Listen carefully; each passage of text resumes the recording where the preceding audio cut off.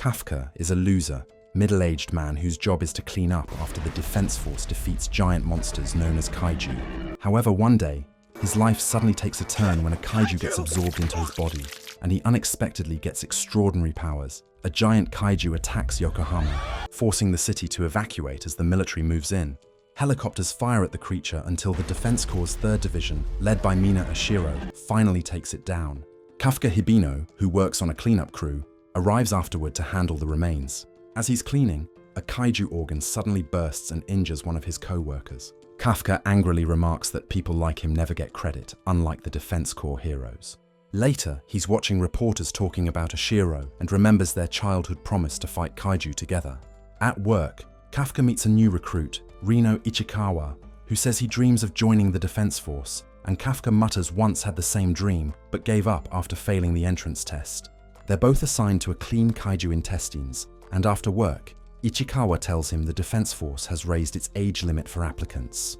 Later, a smaller Kaiju attacks them, and Kafka risks himself to protect Ichikawa until Ashiro's squad arrives and saves them. As he's lying in the infirmary, Kafka tells himself that he can't just keep running forever and decides to give the Defense Force another go, but a small Kaiju suddenly attacks Kafka and he gets turned into a Kaiju as well. Ashiro alerts her 3rd Division about a Kaiju sighted near a hospital and orders them to eliminate it. Sirens and news broadcasts spread the warning across Yokohama.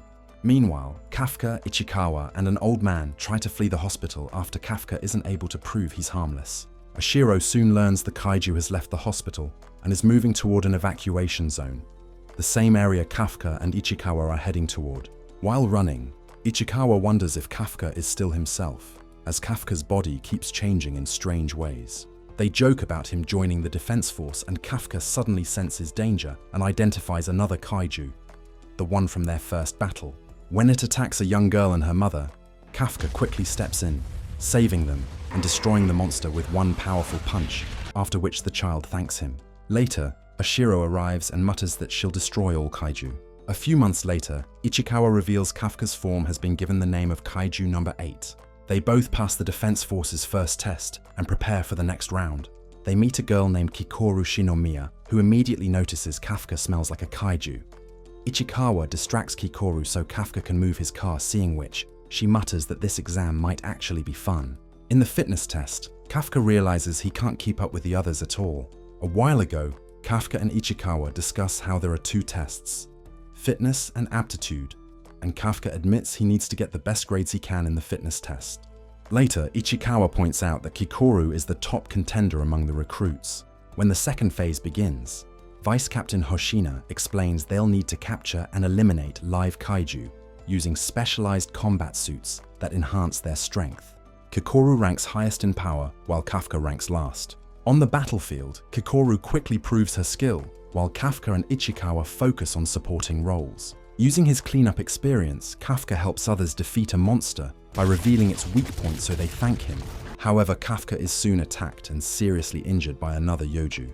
Before he's disqualified, Kikoru mockingly saves him, and despite Hoshina urging him to quit, Kafka refuses to give up and gets back up as his combat power slightly increases. Ichikawa helps Kafka by carrying him on his shoulders so they can back up Kikoru.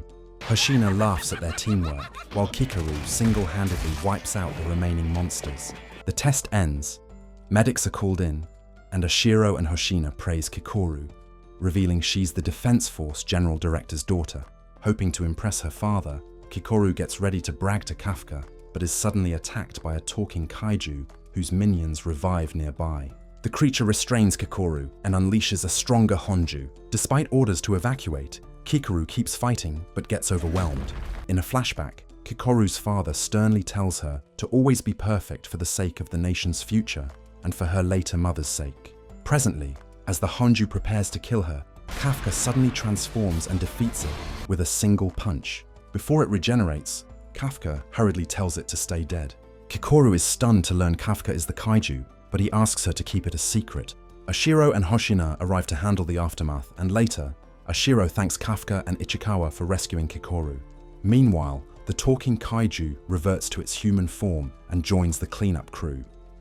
Kafka and Ichikawa's boss tells them their Defense Force test results have arrived. Later, Ichikawa, Kikoru, and other recruits celebrate passing both the fitness and aptitude exams at the Defense Force induction ceremony. Furuhashi congratulates Ichikawa and asks about Kafka, who arrived before Ashiro appears, announcing that all 27 participants will officially become Defense Force officers. She praises Kikoru for defeating the Honju, though Kikoru secretly feels guilty. Kafka suddenly bursts into the ceremony, and a flashback reveals Kafka actually failed both exams, but Hoshina insisted on accepting him as his personal cadet, promising to train him. During Ashiro's speech, Kafka interrupts and is ordered to push-ups as punishment. Later, at a restaurant, Kafka, Ichikawa, and Kikoru discuss his kaiju powers, and she swears to keep his secret, but vows to destroy him if he turns evil. The new recruits begin training under Hoshina. At the bathhouse, they're talking about their inspirations when Kafka reveals that he and Ashiro were childhood friends, shocking them. As they continue training, Hoshina sees that Kafka is studying late at night and tells him to turn off the lights and lock the door when he leaves. An alarm suddenly sounds and Hoshina says it's time for his first mission. Okanogi explains the situation to Ashiro, after which Ashiro and Hoshina decide to take out the Honju in Sector Bravo before it causes more trouble. Ashiro insists on handling the Honju herself, while ordering the sniper team to deal with the enemies along Highway 16. Meanwhile, Hoshina tells Kafka and his team to get ready for their first real kaiju mission. When they arrive at Sector E, Kafka is shocked by how huge the Honju is. Hoshina organizes the squads as Kafka admits to Ichikawa that he's both nervous and excited. Kikoru swiftly takes down several kaijus while Kafka spots the Yoju's weak points and suggests destroying their reproductive organs. Ashiro defeats the Honju, so Hoshina explains that they killed it. But the Yoju are still inside its corpse and are going to come swarming UT. As thousands of Yoju are crawling towards them, Hoshina says once they're done cleaning them up, they can all go home and have breakfast. Okanogi informs Hoshina that the new recruits are tired, so this is a big neutralization to have for their first mission. Hoshina says a very small number of recruits can become captains, and Kikoru and Ichikawa are the ones up for that right now. Ichikawa and Furuhashi suddenly notice someone from the cleanup crew and inform him that he isn't needed right now, but he turns around to reveal that he's a Kaiju. Kafka's cleaning crew watches from afar as he and the Defense Force battle the Honju. They wonder where the new recruit went as the man suddenly attacks Furuhashi. He transforms and reveals himself as the same Kaiju that attacked Kikoru during the selection exam.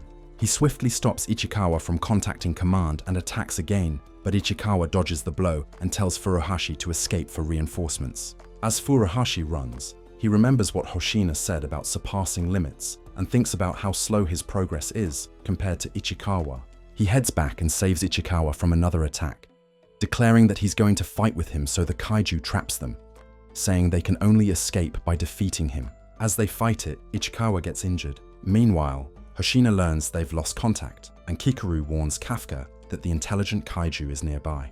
Kafka rushes in his Kaiju form, saves Ichikawa, and beats the Kaiju up only for defense troops to spot him. When the Kaiju regenerates, it angrily declares that it'll get revenge and disappears, so Kafka wearily hides. However, Hoshina finds him and removes his limiter, declaring that he'll be the one to neutralize number 8. Kafka wonders what he should do since he can't use his fists against Hoshina. However, he realizes he won't survive this if he holds back. As Hoshina relentlessly attacks him, Kafka realizes he's on a whole other level from Kikoru. He locates Kafka's core and attacks it, but Kafka uses this as bait and punches him away before quickly disappearing. Later, Ashiro and Hoshina discuss the battle, and Hoshina admits that Kaiju number 8 felt very human. Ashiro decides to postpone his extermination and focus on the current problem before Ikaruga calls to reveal that the Kaiju who attacked Ichikawa and Furuhashi was Kaiju number 9, which now has a human form. Meanwhile, Kaiju number 9 kills a man, steals his car, and drives off. Planning to kill Kaiju number 8 at a Defense Force celebration, Hoshina promotes Kafka to officer for his bravery, and later, Kafka visits Ashiro, vowing to uphold their promise. Later, Kafka finds Hoshina training, and he menacingly says he's working out a strategy to kill number 8 the next time he sees him.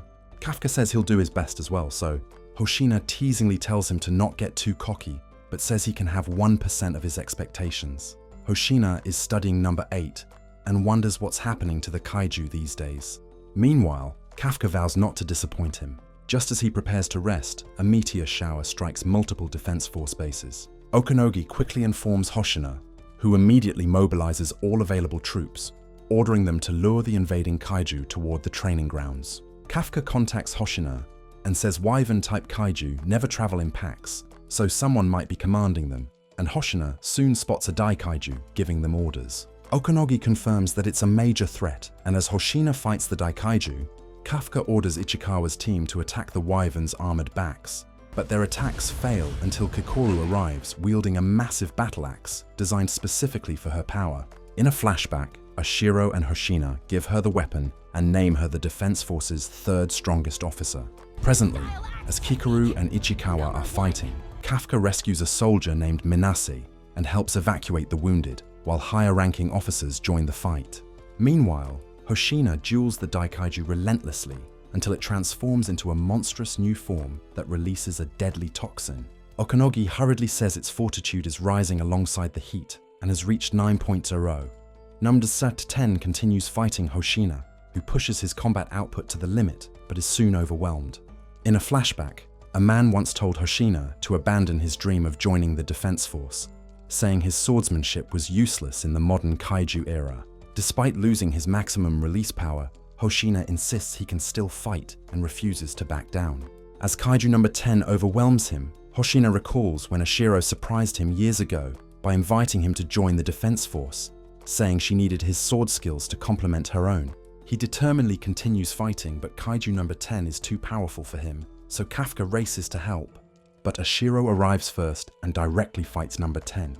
Following Okanogi's intel on the creature's core, Hoshina and Kikoru work to restrain it while Ashiro charges her weapon. Kikoru collapses from exhaustion, but the team continues fighting and Ashiro releases a 96% power blast, killing number 10. As the troops regroup, Okanogi warns that the surviving Yoju are merging into a massive bomb, but Kafka transforms into Kaiju number 8 and launches it into the sky to save everyone. As the smoke clears, he remarks that he's done it now as the officers point their gun at him, and Ashiro says she will be taking him into custody. Keiji, the Defense Force's deputy director, discusses Kafka's situation and the potential use of his kaiju DNA. Isao, the director general and Kikoru's father, demands that Kafka be handed over to his division. Kafka, now imprisoned, recalls Kikoru's warning that the Defense Force turns captured numbered kaiju into weapons. Ashiro and her squad arrive to escort Kafka to headquarters, where Ashiro secretly assures him that she's collecting evidence to prove he's human. She tells Kafka that no one in the 3rd Division sees him as a monster, and that he'll soon be transferred to the Ariake maritime base. A few days later, Kafka's allies say they want to save him, but the Neutralization Bureau will decide his fate. Kikoru begs her father not to kill Kafka, yet Isao insists Kafka is a kaiju and reveals X-rays showing Kafka growing a core. Meanwhile, Ashiro temporarily reassigns her squad to help rebuild and train recruits. Later, Isao confronts Kafka personally, shoots him, and extracts his blood to test it. He then fights Kafka using mechanical arms made from number 2's parts. Kafka partially transforms but eventually loses control to the kaiju within him. The inner monster urges him to kill Isao, and he suddenly rushes towards him, so Kikoru shouts and reminds him that he's still human. While Ichikawa is training, the platoon leaders inform him and Furuhashi that the higher-ups will decide Kafka's fate today. Ashiro heads to the Ariake maritime base, where she's told Isao is examining Kafka and must wait as an observer. Meanwhile, Kaiju number 8 starts taking over Kafka's body, but Kafka remembers what Ashiro said and stabs himself to stop the monster. Surprised, Isao spares Kafka and orders medics to recover his damaged core. Later, Ashiro defends Kafka in front of the council and convinces them to let Kafka live and fight alongside them as number 8, believing he's more valuable alive. Kafka wakes up in a hospital, vowing to prove he's still human before Ashiro, Kikoru, and the others celebrate the news and promise to become stronger for his sake. Meanwhile, Kaiju number 9 says he's figured out mankind's intellectual level and declares that it's time to bring the kaiju power that fell into human. Hands back to their side. Kafka dreams of the day he and Ashiro escaped a kaiju attack, but he suddenly finds himself in front of the Defense Force. Soldiers who open fire on him, after which Kafka transforms into a full kaiju. He hurriedly wakes up in his prison and realizes it was just a dream. Meanwhile, Ichikawa and Furuhashi travel to their new assignments, and Furuhashi wonders what'll happen to Kafka so Ichikawa believes he'll come back even if it kills him. He remarks that he's going to get stronger and protect Kafka this time. Meanwhile, Kikoru temporarily joins the legendary 1st Division, Japan's strongest defense unit led by Captain Narumi Genshams. However, she's surprised to find Narumi lazily playing video games in a messy room and tries to be respectful. He tells her to not be so formal before an alarm suddenly goes off. Kikoru is stunned by how strong Narumi and his team are, and he says he only wants one thing from her, for her to show him her unstoppable power. When they return, Narumi annoyingly says the news article makes it sound like Ashiro was the one who beat the Kaiju, not him.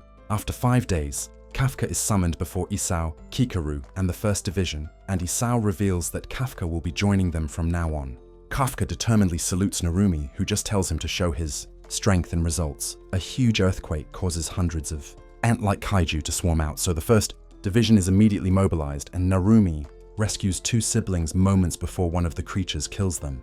The unit quickly establishes a neutralization zone, and Kikoru swiftly takes out wave after wave of Kaiju.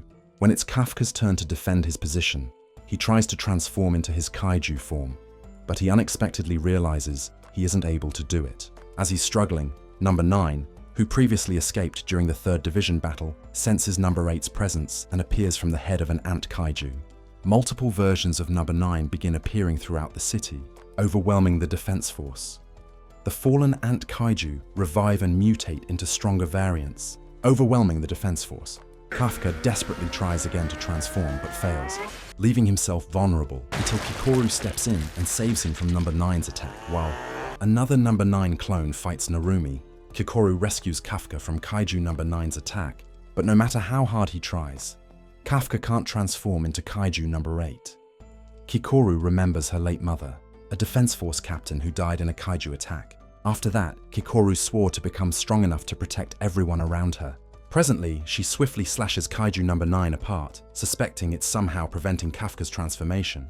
While battling, Kikoru signals Kafka to transform again, but he's overwhelmed by a vision of himself as Kaiju Number 8 murdering his friends, which paralyzes him with fear.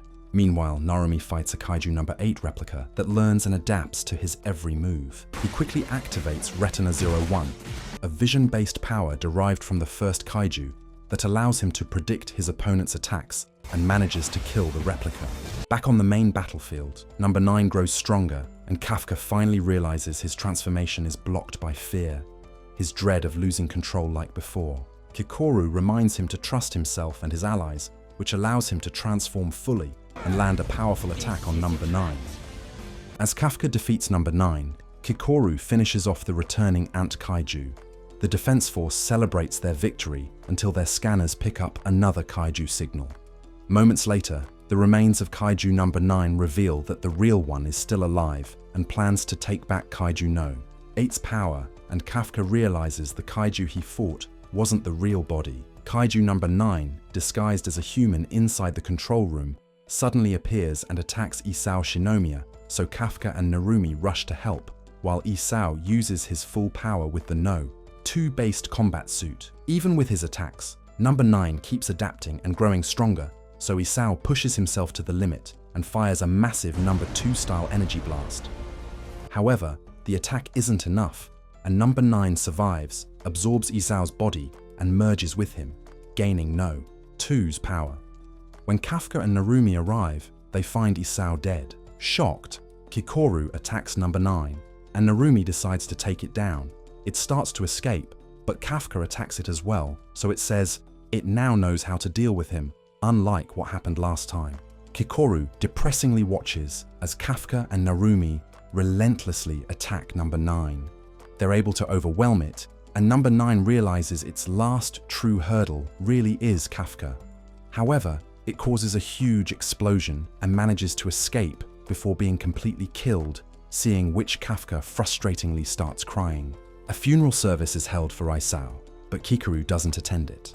Narumi visits her to see that she's crying, and she angrily says she wants to become stronger because she won't be able to say goodbye to her father until Number 9 is dead, so Narumi vows to make her stronger than anyone else. Later, as Kikoru is training with Shinonome, Narumi learns that if Kafka keeps transforming, someday he might never go back to being a human. Kafka visits the cleaning crew, and as he's sitting by himself later, Narumi sits down beside him and says he can't let somebody who might turn into a full-blown monster in the defense force. With that said, he asks Kafka to help them kill number 9, so Kafka says he's ready for whatever happens. Narumi asks him to come with him and says it's going to be the defense force's turn from here on. Hoshina interrogates number 10 about No.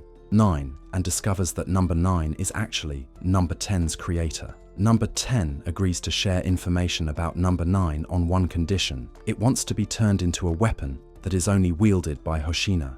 It explains that they share the same fighting spirit, since they're both living for the thrill of battle. The defense force isn't sure and is worried about the risks of creating a weapon from an intelligent kaiju, since it could have unknown effects on humans. But Hoshina agrees, since it's their best chance to defeat number 9. Later, Hoshina's team attends a meeting where Hoshina reveals that number 9 is able to create other kaiju, so number 10 was only a prototype. He warns that failing to stop number 9 could doom the nation, and Ashiro announces that they're going to give a recruit number 6's power. Ishikawa is chosen first, and he desperately remarks that it feels like his strength is being sucked away. Shocked, he realizes this is what Kafka has been fighting all this time and falls unconscious. Later, he wakes up in the hospital room, and the captain suggests that he should refuse this, but Ichikawa is determined to do it. The captain says he'll be on trial for a month and then go on a neutralization mission so that he can see whether or not Ichikawa is actually worthy of using No. 6's power on the battlefield. It's revealed that Furuhashi was once the strongest student and top performer and felt confident in his abilities until he joined the defense forces. There, he met Kikoru and Ichikawa, who quickly surpassed him in every way. Now, Ichikawa has been chosen to wield the dangerous number 6 weapon, leaving Furuhashi frustrated. The squad is sent to a neutralization mission where the captain tests Ichikawa's strength against a 6.4 fortitude kaiju. Ichikawa struggles to control the weapon, and when he pauses, Furuhashi steps in to protect him, but hesitates, getting badly injured. Grateful, Ichikawa saves him and thanks him for always supporting him. He determinedly unleashes his power, reaching 51% synchronization and nearly destroying the kaiju alone. However, Ichikawa's power begins tearing his body apart. As he's struggling, Furuhashi helps him regain control, freeing him from the weapon's grip. Ichikawa acknowledges that Furuhashi really is amazing. So Furuhashi says, this neutralization mission is going into overtime. Furuhashi tries to expose the kaiju's core, so Ichikawa can land the final blow from afar. The captain observes Furuhashi closely and notes that, unlike the others, he reminds him of his younger self. Furuhashi and Ichikawa manage to defeat the kaiju together, and as the captain is watching them, he recalls Kikoru's late mother and wonders if he should have stopped her from using a numbered weapon, knowing the toll it took. With the battle over, the captain informs Ichikawa that he's passed. Kafka feels proud of Ichikawa, yet guilty, realizing Ichikawa's growth is because of his hard work, while he's been relying on his kaiju powers. Later, Kafka meets Hoshina, who says he has to learn to fight without transforming. Knowing Kafka would risk his humanity to protect others, Hoshina takes him to a cemetery. They train there for a while, and as they're leaving, Kafka notices someone at the entrance to the shrine, but they disappear a second later.